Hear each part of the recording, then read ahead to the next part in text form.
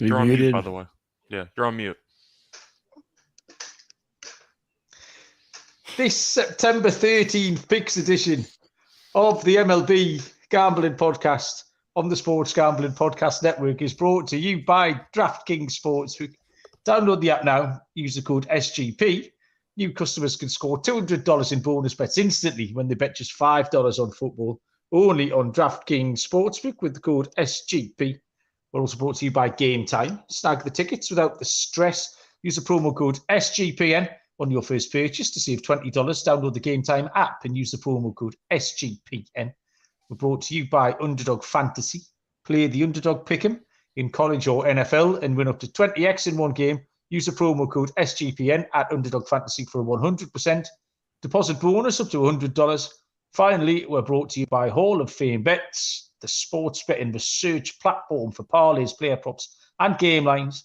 Download the Hall of Fame Bets app or visit hofbets.com. Use the code SGPN to get 50% off your first month and start making smarter bets today. Welcome, everybody, to the MLB Gambling Podcast on the Sports Gambling Podcast Network. My name is Malcolm Bamford, coming to you from Newcastle upon Tyne in the northeast England. Today is Tuesday, the 12th of September. We have a full slate of action for Wednesday, the 13th. And joining me first up is Mr. Scott Reichel. Hey, Scott, how are you doing? Good. How's it going with you? Yes, above average. Thank you very much. Dylan Rockford is also here. D-Rock, I believe, is below average. Dill, how are you doing, man? Thoughts and prayers, etc. Yeah, I mean, it's tough. They won. They won. Yeah, I was mean, excited. Yesterday was such a roller coaster of emotions, man, being in the building. But yeah, tough blow for us. But, got to chip it off. Got 16 games left. Should be a long season. But yeah, happy to be with you boys. Haven't been on in a while, and we got some games to talk about. We have. We're doing okay so far tonight. The football's just finished. The soccer, should we say. The Premier League show was on fire. We threw out Austria to win in Sweden tonight at 2-1. When's the Premier League come back? Next week. This weekend, mate. Oh, yeah. okay. Yeah, Saturday lunchtime. And myself and Lonte's lock from the day before was the Royals and White Sox over. And that was rained out yesterday, so they've got off in part one of the doubleheader. So I have played up my Austria winnings on the over. And good old Brady Singer has given up 5 runs in the first inning, so that helps. We're past halfway there through one inning. Yeah, I mean, what we've kind of decided to do in the run-up to the playoffs is concentrate a little bit more closely on the games that matter a little bit more. We're still going to get around all the games, but just the absolute bottom feeder. So there's a Washington-Pittsburgh game on the cards here. There's a KC and White Sox game. But we're going to try and just devote a little bit more time to the games that matter. We did it last year. And I know with people watching and listening to football as well, then we're trying to make this a little bit more consumable for everybody. Tomorrow we start with we've got a little bit of baseball for me to enjoy. And the first game is a 1:10 Eastern first pitch between the Tampa Bay Rays and the Minnesota Twins, where we have Taj Bradley going for Tampa Bay and left-handed pitcher Dallas Keuchel goes for Minnesota. Prices are, I can't find them. There they are. -122 for the Tampa Bay Rays, +105 for the Minnesota Twins, and the total is set at 9. Scott, you can lead us off. I think I'm going to go with the over in this one.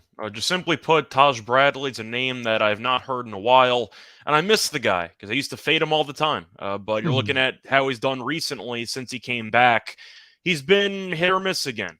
5 innings, 2 runs against the Guardians, 1 of them being earned, and then 6 1/3, 4 earned against the Mariners, gave up 3 home runs in that start. So Bradley has had 2 starts since coming back, but he hasn't exactly been great by any means. He's been fine, but his road numbers aren't great either. 5.09 ERA, does give up a lot of home runs. Keuchel's been better than I think most people anticipated, but he's still not been good We all just had the lowest bar imaginable. But the point is, I do see a lot of runs in this game. We know that, once again, both lineups can generate a lot of home runs. Keuchel's been good at home, but you're looking at his last couple of starts, and he went five innings, 2 runs against the Mets, which is fine. 3 1/3, 5 runs against the Rangers. So he has started to kind of come back down to earth a little bit. I don't think he's going to go much length. I don't trust the bullpen at all. I like the over in the start. I'm not really sold on either starting pitcher in this game. I'll go with the over. So it's an opening over for Scott. D-Rock, how have you handicapped this?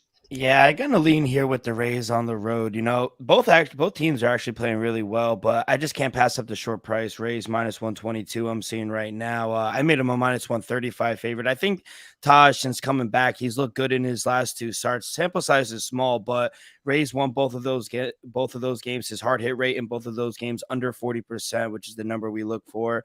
And you know, I just think the Rays have the Twins number as well. They've just got done sweeping the Twins back in June. They won yesterday, the first game of the series. I just don't think the Twins have the offense to go head to head with the Rays. I agree on the over. I set my total at 9.8, but I got to go with the Rays here. I do think in a shootout, I trust their bats a little more, so I'm going to go with the Rays. Yeah, Tampa Bay is still chasing down Baltimore 3 games back in Minnesota with a comfortable 7.5 game lead in the Central. Yeah, the Rays are playing a lot better. They've won 4 in a row. Taj Bradley came back and eventually got his win. First win he got for ages. But it wasn't a particularly convincing one. It was more to do with the Tampa Bay bats. However, I don't really want anything to do with Dallas Keuchel. Scott's absolutely right. Jose Siri is out for 3 weeks for Tampa Bay, which is a little bit of a blow. But yeah, I just saw runs here. Bradley is yet to convince, and I just don't want Keuchel at all. I think both teams can score, and I will take the over 9. Who's in the chat to say hello to? I think Trev was first in tonight. Trev Wood, good evening. Matthew's here. We need to help Matthew decompress. Apparently, he's had a busy day. So we'll find some winners, Matthew. That is what we are here for. We will go to a 3:10 Eastern first pitch between the Chicago Cubs and the Colorado Rockies, where Jameson Taillon will take the ball for the Cubs, and Ty Blatch, left-handed pitcher, for the Rockies. The Cubs are -168. The Rockies are +150, and the total is right up there at 12. The Cubs are a little bit of sort of news and notes here on both teams, actually. Pete Crow Armstrong is a name. I think he was at the Mets still in, wasn't he, back in the day, a long time ago? Maybe, did he go in the Stroman trade? I don't know, I'm digging. Anyway, Pete Crow Armstrong, centre fielder, looks like he's going to be called up for the Cubs. He's a prospect who's been on people's radars for a long time. And Chris Bryant has been activated for the Rockies, which should help them a little bit. Jameson Taillon here is 7-9 on the year, has a 5.27 ERA. Went 6 scoreless last time. However, his reliable starts all seem to be at Wrigley Field.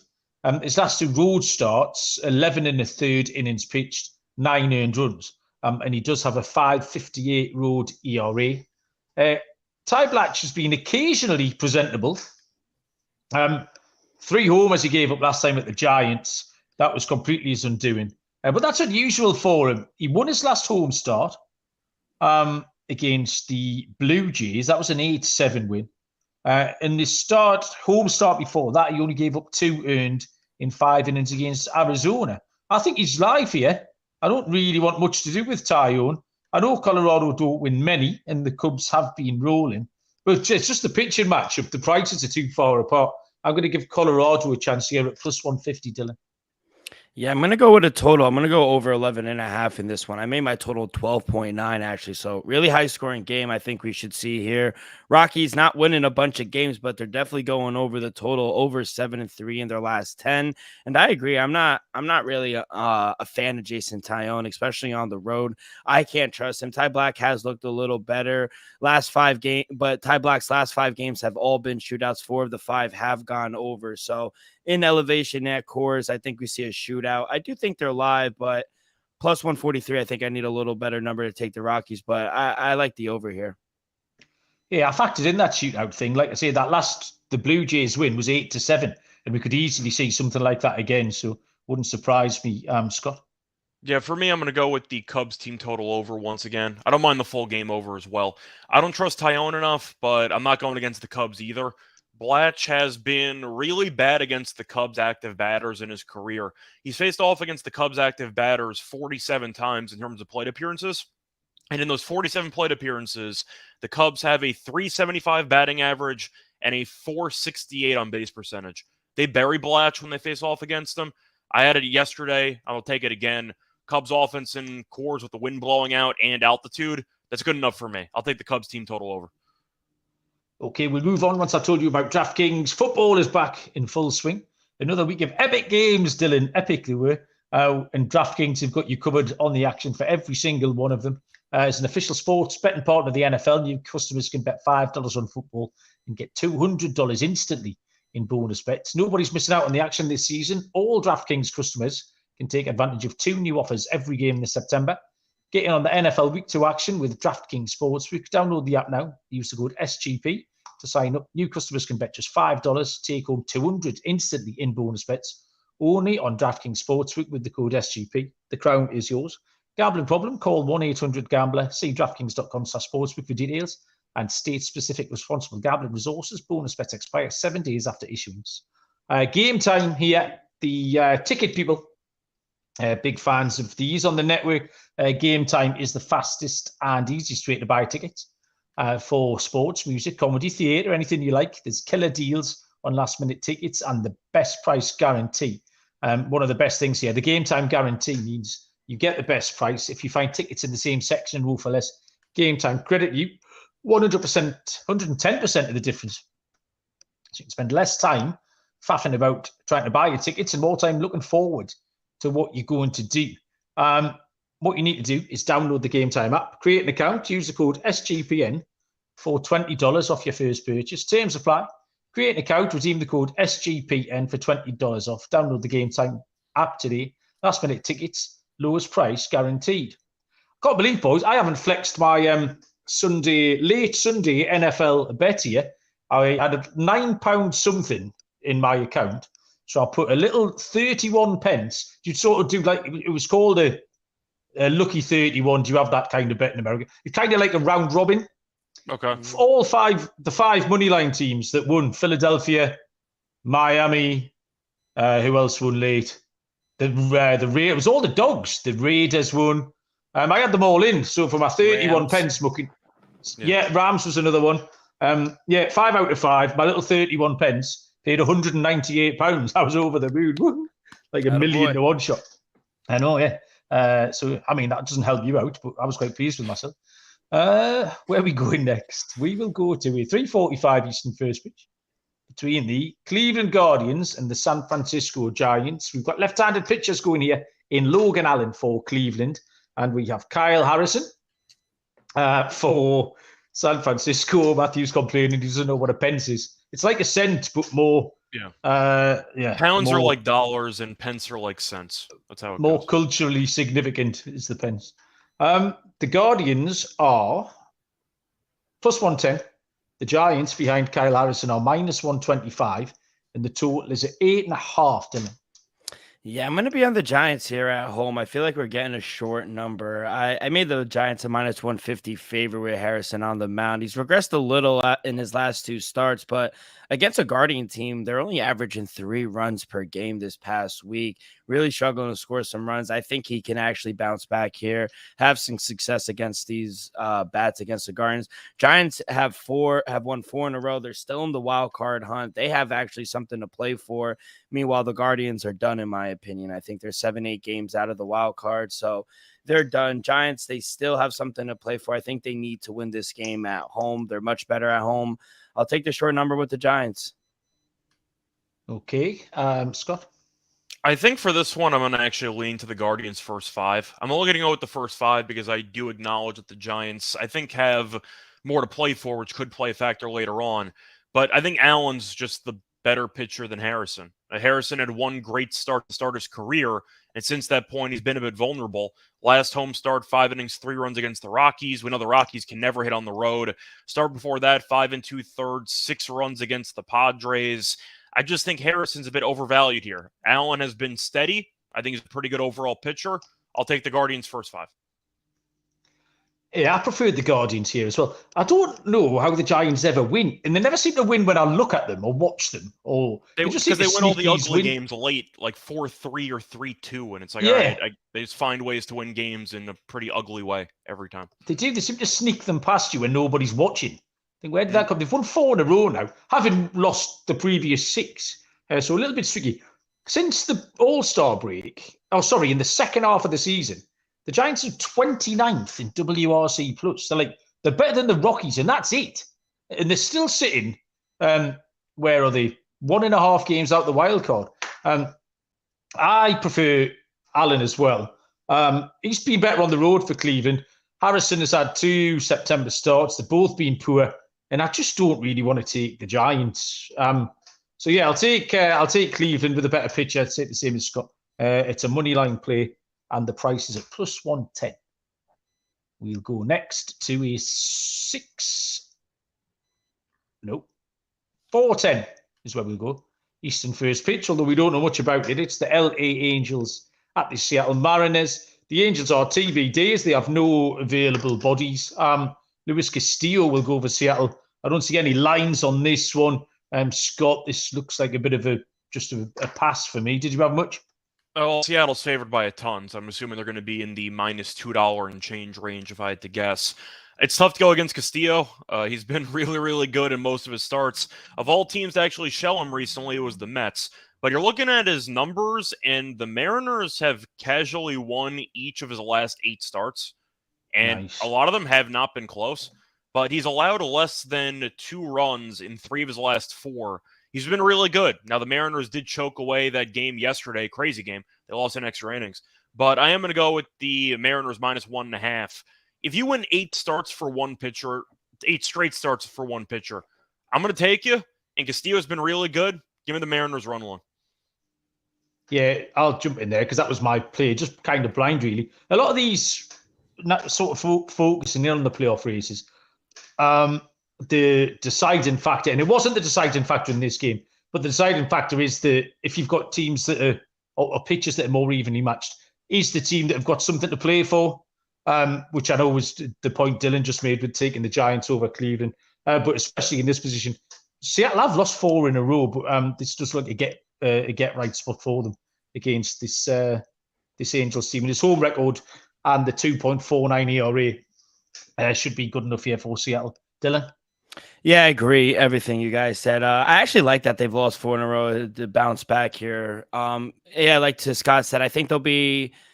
I think it's Chase Seleth who might go for the Angels. Oh, is he back? I like the over and strikeouts for both guys.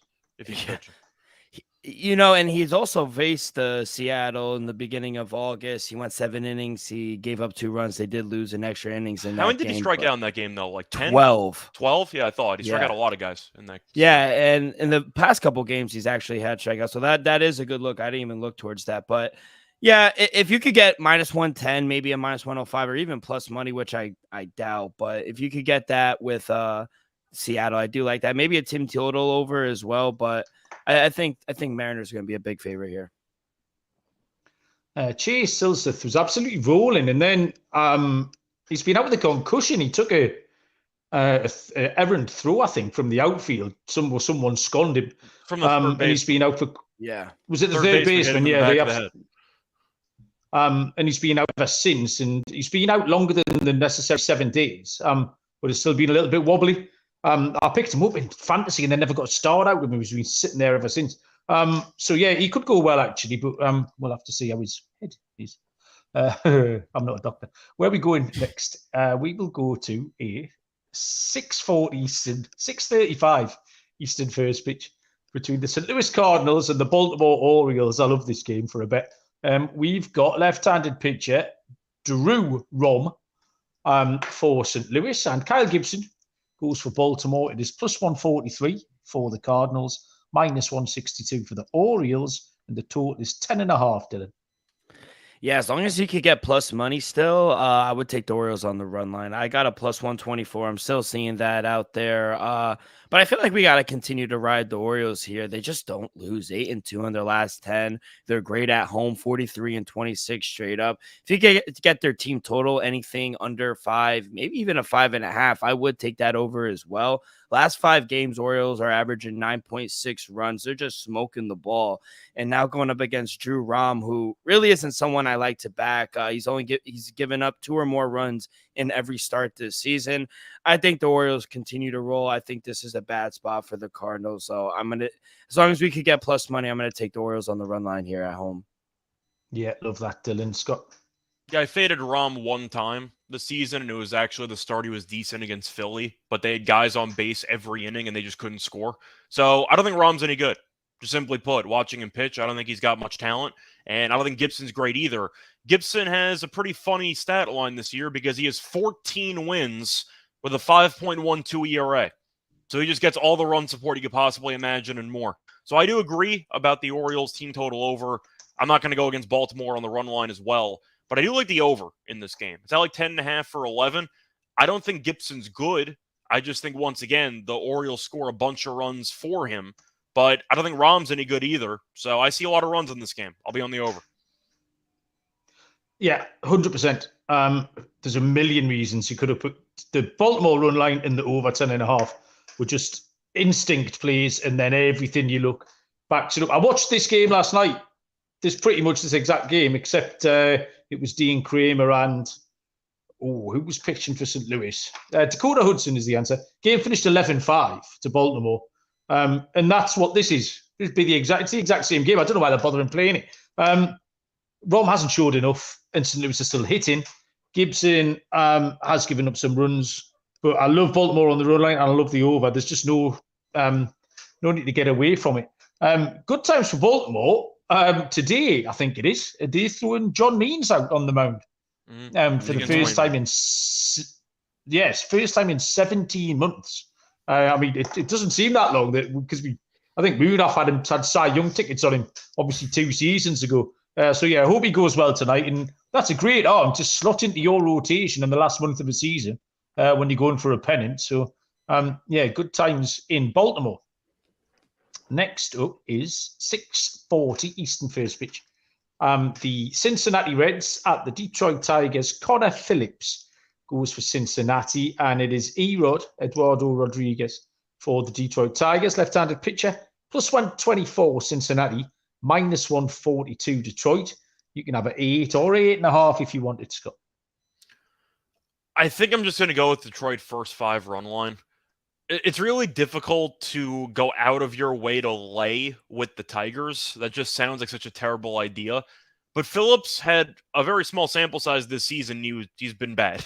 I mean, he has a 9.64 ERA, 1.71 whip. He's just been really bad this year. Eduardo's been good. He's one of the only guys ever in the history of sports to want to stay in Detroit and live there instead of being traded to a nicer place to live. But anyway, I'm going to go with Eduardo in this spot in the first 5. I just can't trust Phillips. Eduardo's a solid pitcher, and I do think that Detroit can get enough across against Phillips to get it done. I do think for the entire game, though, I'm a bit skeptical once again of laying 145 with Detroit, who's a team with nothing to play for and they're not very good. But I will take the first 5. I think it's a good spot, significant pitching advantage. Give me the Tigers first 5 run line. Okay, Tigers early for Scott. Dylan? Yeah, I agree. I took the Tigers here with Erod as well. The price is getting up there. It opened around minus 120, and that's where I took them. But minus 142 is getting up there. I only made them a minus 135 favorite. So I would be skeptical as well to lay it with the Tigers. So first 5, depending on the number, does sound good. But Tigers have been winning games, 7-3 in their last 10. While the Reds, they've kind of been slowly watching their playoff chances slip away. They're like negative 37 run differential. I worry about their pitching. And this is Phillips' second start in the majors. And like Scott said, he just doesn't look good. I can't trust him or the Reds right now. So I actually like Scott's play better than mine. So depending on the number, I'll probably be on the Tigers first 5. Yeah, this stuck in my throat for a couple of reasons. First one being that I wanted to take teams that were still had things to play for rather than those that didn't. So Cincinnati over Detroit was what I was looking at. And the other reason Scott already pointed out, you don't want to be laying 142 with Detroit at any point. That it's not a sensible thing, generally speaking, to do. But I couldn't get away from it. Connor Phillips was poor on his debut, and he was just being excellent. Detroit win more of his games than they don't. So they are occasionally quite feisty. They'll win 2 out of 3, Detroit, and this is one for them. So minus 142 is the pick, but it will be down my list of things to bet on. There are better opportunities available, I would suggest, than that one. We will move on further down the card once I've told you all about Hall of Fame bets, which will help you win bigger by betting smarter this NFL season. Hall of Fame Bets is a sports betting analytics platform for parlays, player props, and game lines. Research NFL, NBA, MLB, and soccer bets with historical stats and data. You can enter any parlay ideas into Hall of Fame's revolutionary parlay optimizer tool, and you'll get given hit rates broken down by leg and expected probabilities. It sorts players by hit rate for any bet, telling which players are hot and which picks have value. So stop betting in the dark. Join over 30,000 users who are researching with Hall of Fame bets to craft more intelligent, data-driven parlays. Download the Hall of Fame Bets app or visit hofbets.com. Use the code SGPN to get 50% off your first month today. Start researching, start winning with Hall of Fame Bets. And finally, our old favourites, Underdog Fantasy, helping you play alongside your favourite football team with a fantasy pick and game. Pick between 2 and 5 players, select whether they'll go higher or lower on one of their stats, then do what you usually do on Sundays and watch the games. Win up to 20 times your money in a single game by going 5 for 5. It's a fantasy game, but you can win real money. Watch along, make picks, and maybe make a little cash over on Underdog's mobile app or website, underdogfantasy.com. When you sign up with the promo code SGPN, Underdog will double your first deposit up to $100. That's Underdog Fantasy, promo code SGPN. We had a company-wide Underdog Fantasy pick last night. We nearly hit the 20 times. I think we went 3 for 5, but finished 1 passing attempt short from Josh Allen and maybe 2 fantasy points short on whichever running back we put in. But Barry, we can't access Underdog in this country, but Barry, who hosts the Premier League, messaged me this morning and just said, I love the look of that Underdog site when we were putting the picks in. I wish we could access it over here. So we can't, but you can. So go and get involved with Underdog Fantasy. Did you hear the bad beat associated with Underdog yesterday? Oh, the under half a yard? The half a yard with Rodgers. Yeah, they had Rodgers said half a yard is like a free square for a parlay, and he had 0 yards. That is so good. It's unbelievable. I would quite like to lose on that. It's a good, like everyone loves a bad beat story. That's an all-time. African Cup of Nations 25 years ago. There was a Cameroon player called Mark Vivian Foe who collapsed and died on the pitch. That took a turn. I backed him. Okay. Yeah, it took a bit of a dark story, this. I'd backed him to score first that day. So I expected a refund, However, it was 1-0 when he died, so I never got my money back. If he died at 0-0, I would have been refunded. I mean, can't catch a break sometimes, Scott. We go to Dylan's. That's nothing compared to such a turn. All right, I never heard really that story. Sorry. Yeah, I think the only Cameroonian player I know is Samuel Eto'o. I think that's the only one I know. Yeah. Do you remember Roger Miller from back in the day? No, I do not. I'm not going to do the little samba dance with the corner flag. Oh, I didn't know that. Okay. Yeah. I didn't know that. Yeah, that was him. Okay. I think he used to claim he was 32 when he was 48. Quite a lot of these sub-Saharan Africans have got questionable ages. What are we talking about? 6:40 Eastern first pitch is the Atlanta Braves and the Philadelphia Phillies. We have Spencer Strider for Atlanta and Christopher Sanchez, left-handed pitcher, for the Phillies. Minus 180 on Atlanta, plus 160 on Philadelphia. Total is 8.5. Spencer Strider, 15-5 on the year, 3.83 ERA. And his last start was the one we were all in the chat last week, talking about whether or not that had taken him out of Cy Young contention. I don't expect that again. I think we agree the answer is yes, right? He's out of Cy Young contention. Yeah. I think the books have got him up at 75-1 now, which answers the question. Yeah. Well, it doesn't help that Snell and you're looking at drawing a blank. Sorry. Justin Steele. Steele, yeah. Both of them have been pitching well for like 3 months straight. They haven't even had any slip-ups whatsoever. So I thought that short start, because he went 2 2/3, I think. Yeah, he got buried. But yeah. I thought that might give you an opportunity for an outs prop. If the books just maybe overreact a little bit, because it is an outlier. And in 3 of his last 5 starts, he's gone 7 innings. So he's got 21 outs. And I think the other one was 6 2/3, so 20 and 21 outs. So I just thought if they dropped that by a couple, they might do. I'll be having a look at that. Christopher Sanchez, 2-3 on the year, 3.26 ERA. He's been all right. 2.93 in his last 5. But he has got a 3.97 home ERA.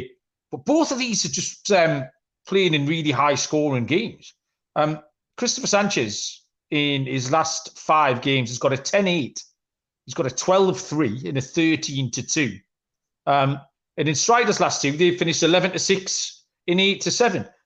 We saw the doubleheader yesterday, finished 10-8 and 7-5. It just all points to the runs. You can take both teams' team total if you want, or just pile into the over 8.5, I think, Scott. Yeah, I really don't want to lay 190 here, give or take, with the Braves. So I think Strider's going to bounce back, but I do think that even though Sanchez has been solid this year, I have a hard time of going with an under when these teams get together, because we know that they just hit a bunch of home runs. But I am going to look at the weather report quickly for this matchup. And at the moment, I see, sorry, just waiting for it to load. I see the weather is going to be somewhere in the middle, which doesn't really tell me anything. So I think, once again, I'm going to lean slightly to the Phillies team total under. I'm going to take a stance. I think that Strider's going to pitch well. I think that Strider is going to have his A game after getting shelled the last time out. I think we all know that it was a bit fluky that he got shelled, because he had been very good in the last couple starts before that. The Braves can go crazy. That's fine. But I do think Strider is going to pitch well. And as Mal said, I do think that Strider can go length in this outing. If he goes 7 innings and gives up 2 runs, it's going to be tough for Philly to go over this team total. I'm going to go with Philly team total under. That's kind of an underrated sleeper play, in my opinion. Like it. Scott plants his flag there. Dylan? Yeah, I'm actually going to be on the under here, under 9, minus 115. I made my total 8.7. I agree with Scott. I actually think Strider, he's going to have a bounce back start here. I didn't expect his last start to blow up like that, and he's actually been better on the road than he has been at home, especially against the Phillies. 2-0 with a 2.25 ERA. Last time he pitched against the Phillies in Philly, went 6 solid innings, only gave up 1 run, game went under. I mean, as long as the Braves bats don't go crazy, which they could, but I think this game has a chance of going under. I feel like if he goes and gives them a good length, 7-8 innings, only gives up 1-2 runs. We do have winds blowing in. Weather reports going to be around 77 tomorrow, winds blowing in. So I'll take a flyer. I know it's not popular, but I'll lean under here with them. Well, I rampaged into that game with a no doubt confident take on the over. And then you two have just talked me right off it. Matthew's pointing out in the chat that the Braves have been smashing overs by themselves, which is very much an option here as well.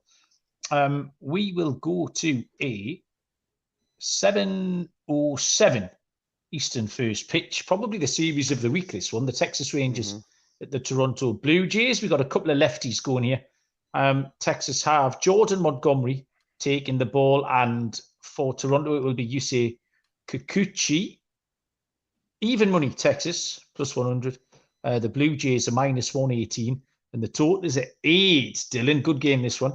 Yeah, very good game. But give me the Blue Jays here on the money line, minus 115. I also lean over 8. I made my total 9.2. Now, I get the Rangers. They won 3 in a row, but in my opinion, I feel like they still have to show me a little more. They still have to be a little more consistent before I start backing them, especially on the road where, you know, it's a 50-50 chance they show up. Jordan Montgomery hasn't been able to win a game on the road since coming over to Texas. Blue Jays are playing good baseball right now. And like you said, this is going to be an extremely important series for the AL wildcard standings. The Blue Jays are a half a game up on the Rangers. So there's a lot of play for here in this series. And I think Kikuchi at home, he's been really good. I do think they have the pitching advantage with him. And if they're able to give him some run support here, I think they take care of business at home. So I'll take the short number here with the Blue Jays. Okay, so it's the Blue Jays for Dylan Scott. Yeah, I can't stand both these teams. I'm really just trying to think of which angle I want to go with. I guess if I had to pick one side, since I'm not really sure which team I even want to bother with, I'll take the even money, I guess. I mean, I think Montgomery's been fine. Kikuchi's been okay, too. The numbers are almost identical for these two pitchers, and they're both lefties. Now, the Rangers did perform well in the first game of the series, but I do think based on how these teams have just been psycho teams all year long, I'm just going to lean to the even money and call it a day and hope for the best. Lean to what, sorry, on even money? I'm going to lean to the under. I'm going to lean to the even money team and just hope for the best. Oh, okay, yeah, fair enough. Yeah, both of these teams are very, very similar in the things that you like about them and the things that you don't like about them and your ability to trust in them. And you could break that down into the lineups. You could break it down into these specific pitches. And so far in the series as well, it's been a bit nutso. Montgomery's been poor lately. Kikuchi is not consistent enough for me to want to bet him, which you could apply the exact same sentence to the Blue Jays. Texas offense has picked up lately.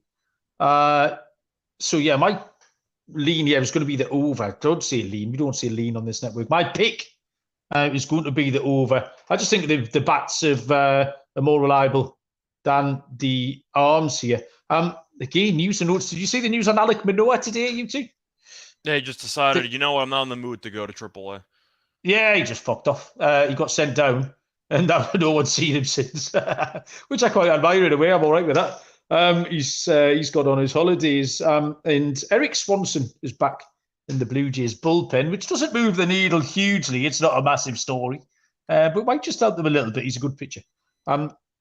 Okay, next up is a 7:10 Eastern first pitch between the Arizona Diamondbacks and the New York Mets. This game is off the board, but I have seen pictures all day, or I think I have. Zach Gallen for the Arizona Diamondbacks and Kodai Senga for the Mets, but no lines at all on this one. Dylan, you love Senga at home. How did you handicap this? Or did you give us any, did you make any lines for us? Yeah, so I think it might actually be Joey Lucchesi. They might be calling him up again. I forgot about that guy. Yeah, he's always back and forth from the minors. So that's who I saw. I didn't see Kodai Senga, so I think that's why it is off the board. I mean, if it's Senga at home, I do think they have a shot, but if it's Joey Lucchesi, absolutely not. I know he pitched well on the road against St. Louis, but St. Louis, they're not good either. So if it's Joey Lucchesi, take the Diamondbacks run line. But if it's Kodai Senga, I mean, you got to imagine it'd be close to a pick 'em, maybe Diamondbacks short favorite. But yeah, I'd take a strikeout prop, honestly, for Senga if he was pitching. But I do think it's going to be Joey Lucchesi, so I'd lean here with the Diamondbacks. Okay, so not Joey Lucchesi for Dylan Scott. I always have a hard time of backing guys off of serious IL stints and guys who have not actually been in the majors for a while because you expect some type of adjustment. And Arizona, I know offensively they're not the greatest, but neither are the Mets. So I think Lucchesi I just have too many question marks with Lucchesi here. I'm going to lean to Arizona. I'd picked Arizona, even though I knew Senga was going. Partly for that thing we talked about earlier, that Arizona still have things to play for, and they're going along better than I'm pleased Arizona picked up. I didn't want their season to just fizzle out. It did seem a bit of a waste of what they'd achieved early on in the season and some of the players that they've got. They've got some good pieces at the top of the rotation and Corbin Carroll. I just didn't want them to waste that part of the season, but they're 6-4 in the last 10. It's also Gallen with pitching, right? Yeah, exactly. I can't go against Gallen. The price with Senga on the mound made that a more appealing opposition for Arizona as well. But without knowing that particularly, I can't really add too much. But Arizona was my pick, and I will stick to it, although we're unaware of the prices. The Royals and the White Sox have slammed the brakes on since the 5-run first, and it's now 5-1. Look, Kansas City have just got one, so we're creeping close to a live winner here on the show.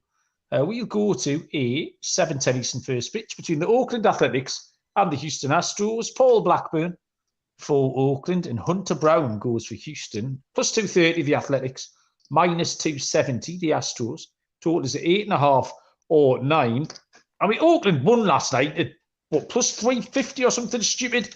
I was unimpressed with the baseball gods last night. Oakland won, and the other one was Kershaw got turned over, didn't he?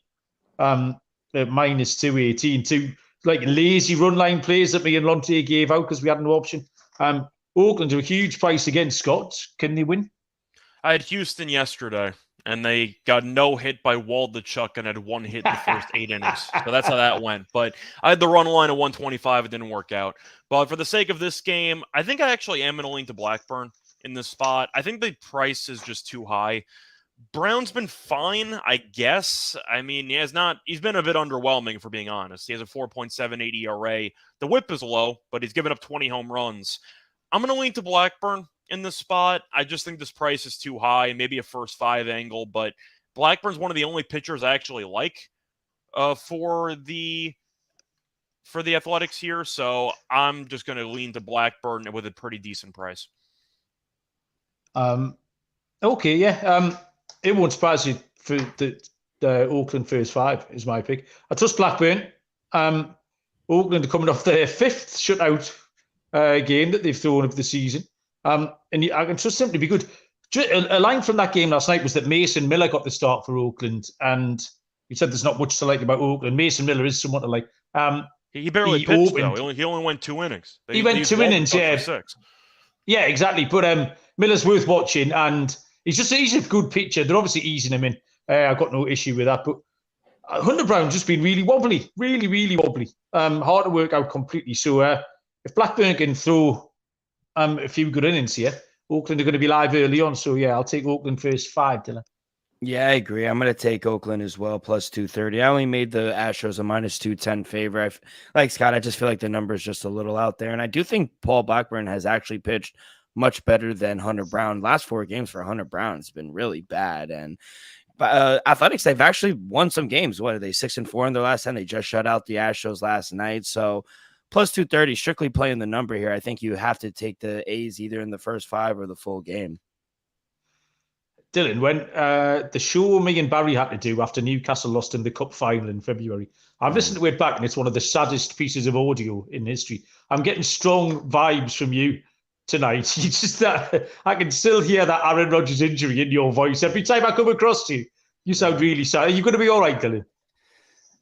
I'm going to be all right. I don't know if he's going to be all right. That's the problem. He's definitely not going to be all right. I just want to give my Achilles to him. I don't need it. I just give it to him. He might swap it for 75 million quid if you ask him. Yeah. It's just a tough day. What are you going to do? I'm too emotionally invested. That's the problem. Oh, I'm verging on feeling sorry for you when really I don't care. 7:40 Eastern first pitch is the Miami Marlins at the Milwaukee Brewers. We have Braxton Garrett, left-handed pitcher. I feel like I've handicapped him every day for about 3 weeks. Going for Miami. And for the Brewers, TBD officially, I think it's Colin Rea. I don't know if anyone wants to correct me on that one. I'm not seeing any lines on it so far, but Braxton Garrett is 8-6 on the year, 3.82 ERA.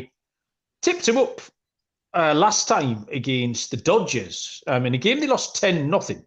But Garrett actually went all right. It was just a really short start. It was a weird short start because he went 3 2/3. And he gave up 3 hits and just 1 earned run. But he threw 91 pitches. I'm not quite sure how he managed that. Apart from that, though, he's got a 2.70 ERA in his last 5. He's been really going really well. And he escaped jams. He got himself in some shit in that start, but he managed to extricate himself more on occasion. Rea is 5-5 on the year with a 5.02 ERA. He got called back up. He went away for a little while. He's back up, and he's had 2 okay, if short starts. He gave up too many home runs. This is close here. The Brewers beat the Marlins 10-0, and they put a little bit of hurt on them last night. The Brewers are also very, very good at home. Contreras got a 20 game on base streak going. Haven't seen the lines, but I think with Garrett against Rea, the pitching advantage should be with Miami. But I'm not going to take them. I'm going to stick with the Brewers. Again, partly for those reasons. I think they just got to keep. They know they need to keep on winning. Miami don't have that incentive, unfortunately, at the moment. So I'll take the Brewers, please, Scott. I think I'm going to go with the first 5 under in this one. Maybe the full game under, but I don't mind Garrett. His last start, as you said before, was a bit weird, but he has been a lot better on the road than at home. So far this season on the road, 69 innings pitched, a 2.74 ERA. And even before that Dodgers start, he has been pretty good in general. The last couple starts, excluding the Dodgers, where he went 3 2/3, 1 run. 6 innings, 1 run against the Nationals, 6 innings, 3 runs against the Nationals, 6 innings, 3 runs against the Dodgers, 5 innings, no runs against the Astros, 6 innings, 2 runs against the Reds, 5 innings, 3 runs against the Phillies, 6 innings, no earned against the Tigers. He's been fine for the most part. I think that once again, his length might be a bit concerning, but that's why I'll take the first 5. I think that Garrett can give enough for 5 innings to get this under the first 5 total. Dylan? Yeah, I'm with you, Mal. I feel like Colin Ray, he's okay, but I just think offensively they're a little better than the Marlins right now. It's not that I like Colin Ray because they sent him down. Home runs have been an issue for him. He gives up at least a home run or 2 in every start. It's actually really crazy how many home runs he gives up. But I do think they have the pitching advantage with Braxton Garrett, Miami. But I just think if they do get into a shootout, I trust the bats a little more of the Brewers. So I'm going to lean here with the Brewers. I have numbers. I made the Brewers a -120 favorite with Colin Ray on the road, +120 for Braxton Garrett. Okay, down to a 10-10 Cowboy time first pitch between the San Diego Padres and the LA Dodgers, where left-handed pitcher Blake Snell goes for San Diego, and we have Ryan Pepiot for the LA Dodgers, +120 for the Padres, -130 for the Dodgers. Didn't see a total on this one. Let's have a little look. You got a total there, Dylan, as well? What I see, I mean, I made my total 9, but let me look at the book real quick. I see 9s. Yeah, it's at a 9. Okay, 9s. Blake Snell, already been mentioned in the chat. We've got plenty of Cy Young tickets around the network rolling on him. 13-9 on the year, 2.52 ERA, and it's been different class lately. The Padres have won 4 of his last 5, and really the only spot that you want to take the Padres in as well, and Snell is going. However, he's had 3 games against the Dodgers, has registered 0 wins. And Ryan Pepiot is 2-0 on the year with a 0.86 ERA. Came into the season, I think it was stated as the 5th start. He sort of won a job coming out of spring. He's been injured a long time. He's now back. He very nearly perfectoed Miami last time out. I like him a lot. The Dodgers, we tend to always mention this, they're 8-3 on the season series this year against the Padres. They always just hold them at arm's length. And I think the presence of Snell makes this a workable price for the Dodgers, who are still rolling, still want to win. The Padres are in exactly the same bucket as Texas and the Blue Jays in terms of the unreliability of them. Manny Machado's going well. He had his 5th multi-home game of the year. But I'm going to take the Dodgers. I think they've got more to play for. And it's a good, decent price because of the presence of Snell on the other side. He'll pitch well, but they'll get beat. Dylan. Yeah, give me the dog. I'm going to take a stab here with the Padres, +120. I actually made the Padres a favorite, -110. I feel like they definitely have the pitching advantage here with Snell going against Ryan Pepiot. I get he's 2-0. Dodgers have won all 4 of his starts, but let's be honest, they haven't really gone against the best competition, in my opinion. I think the Padres will be his toughest challenge thus far. And Snell, he's pitched all right, I feel like, against the Dodgers this season. Just 7 runs given up in 17 innings. Batters are only hitting 153 off of him. I think the Padres can hang around in this game. If they could give Snell 2-3 runs, I think he could give them some length as well. So too big of a number for me to pass on. I like the Padres first 5, and I also take them full game money line. Okay, Dylan. Scott, sorry. I think I'm just going to go with the first 5 under in this one. I'll back Snell, and I think Pepiot's actually not that bad. I don't mind Pepiot under in walks if you can find that prop. He doesn't walk anybody. Like he's extremely solid with the command. And he didn't walk anybody against Miami. I got to look at the numbers, but I remember his walk rate is insanely low. I think that's worth a look too. But I do think looking at this matchup, the first 5 under intrigues me. Snell's been amazing, we know. Peppett's been fine. I don't mind the first 5 under in this spot. A little bit of news about a couple of Dodgers pitchers as well. As discussed last week, I think you were quite bullish about this, Scott, was that I don't think we're going to see Urias for quite a long time. No, they cleared out his walker. Yeah, the administrative leave has been sort of fully enforced, and shit's gone into the hands of the police. So that's the end of him. See you later. But Walker Buehler. I mean, after the Bauer situation, it was obvious he's done. Yeah, who could have saw that? He already had an incident like that. Yeah. But Walker Buehler, on the other hand, the Dodgers have decided. We talked about him on the show. Might have even been on the same night. That he had a really good start for Oklahoma City. They shut him down. It wasn't the Thunder, was it? That's what we talked about. It's about all this. What was it? Oklahoma City, don't know what, but not the Thunder. But they've shut him down, shut him down. There's nothing wrong with him. They've just decided it's sensible not to roll him back out, which is a good decision. I like it. It's not they haven't looked at the World Series as an angle in and thought, we'll get him in the bullpen, something like that. I think they've made a long-term decision to get him ready for next season, which is a very Dodgers thing to do, and I like it. So they're kind of the big games sorted out. There's a few other games. I mean, it's amazing, really, that we've got a Yankees-Red Sox series here that's not making it onto our radar as a game of any relevance at all. So, Scott, we've got anything. You've got the Yankees-Red Sox. There's this Pittsburgh-Washington game with neither pitcher, and we've got a Royals-White Sox game that's not priced up either. So, did you have anything from the rest of the leagues, particularly with your Yankees? Well, the Yankees officially got eliminated from the playoffs yesterday, so congratulations to them. For the sake of that matchup, I'm going to lean to the Red Sox, but once again, it's mostly just fading Clark Schmidt and Fenway. I can see runs in there. But there's really nothing more to say. I mean, the Yankees won the first game of the doubleheader today because Verdugo swung at a first pitch after Clay Holmes walked the bases loaded. So thanks to Verdugo, the Yankees won. But there's nothing more to add. I mean, Dominguez is out for the year and probably most of next year. They're going to go after this Japanese superstar pitcher who it makes sense. You have a decent amount of the scouts in the building and he throws a no-hitter in Japan. I feel like that kind of makes sense for you to try to get the guy, but the team's last in the league in hits. They have less hits than the A's, and they're trying to get a pitcher. I know the rotation was injured to hell and back this year, but you got to blow up the lineup. Like, I don't get me wrong, this Japanese pitcher does seem to be solid, but you have less hits than the A's. You got to get a batter. You got to try something. I think that's the bigger concern. I try to fix the lineup first.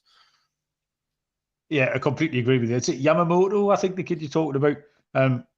And yeah, we've got a good track record. Obviously, Senga came across and did really well this season. But yeah, it makes perfect sense. Dylan, just having a little glance around the rest. Anything blow your skirt up? Yeah, no, nothing blowing my skirt up, to be honest. I've actually really dialed it back. I'm only betting like 2 to 3 games actually getting to the window since college football and NFL has started. So really dialed it back, and I've actually seen more success because when I fall in love with the board and I start betting everything, that's when it all goes to shit. So I'm more of a live better in college. Yeah. So to be honest, I don't have much more. Whatever I gave out. Funnily enough, Dylan, myself and Lonte talked about this on Sunday night because it's such a busy time, and I had internationals. You've got NFL going on, and I did the baseball. I looked at the card. I've made 2 bets. It was Thursday, Friday, Saturday, because I was talking about this early on Sunday with Lonte. And hit 6 out of 6 rather than getting involved in stuff and talking yourself into stuff. Just staying pretty clean and simple. Because you say you're looking at Premier League and internationals, and there's not enough money to go around. You can't make 72 bets. It's just unsustainable. The more volume you bet, the more chance you are of losing. But just dipping in and out has worked for me. So yeah, it's not a bad little system, man. It's a good time of year to do it as well, I think, because we have got a good read on stuff. Locks and dogs, Dylan, lead us off. All right.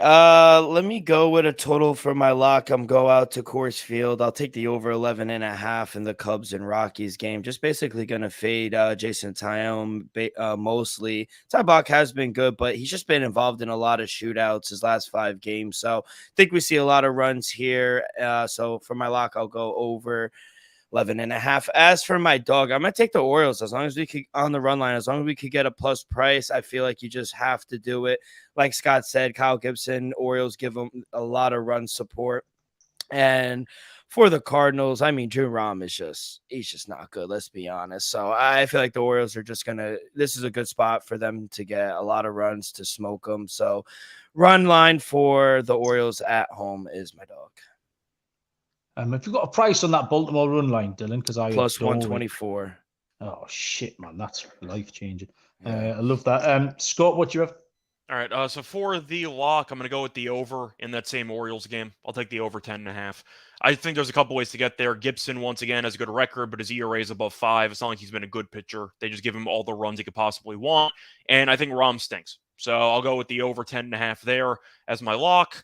For my dog, I had a couple of options, but I'm not sure what I want to go with. For this one, I think I'm going to go with the... Okay, what do I want to do here? Sorry. You know what? I'll take a bit of a bold stance here. I'll go with the A's plus 1.5 at plus 112. Okay. Very rarely seen. I reckon we've made that pick about 4 times this season. Doesn't pop its head above the parapet, the underdog it's on the run something different. Yeah, I'm all for it. Dial me in. My lock will be the over in the Atlanta Philly game. Everywhere you look in this, there's just runs. I think Strider will go a little bit better, but Atlanta could do it by themselves. But even I think Philly could contribute 2 or 3, which might be enough. So the over 8.5 for me. For my dog, I adore that Baltimore play, Dylan. Absolutely, I will be playing that, definitely. I did the same last night, watched the game, and it was a bloodless 11-5 win. But in the interests of variety, I'm going to take Colorado at plus 150. I quite like Ty Black. She's not terrible. Not keen on Tyone particularly on the road. And I just think they're live. Blatcher's couple of starts have been okay. It'll keep them competitive. Plus 150 is a big price. So I'll take Colorado to get a rare win. And I think, ladies and gentlemen, boys and girls, we're all done. Anything else to report, gentlemen? No. I know Dylan just wants to go and get under his duvet for the rest of the night and or the rest of the week even. I'm figuring out what to eat for dinner. Any suggestions, boys? That's a good question. What? Well, it's bedtime for me, so I haven't got room to fit another meal in. I've had about 9 today. It'll be the size of a house.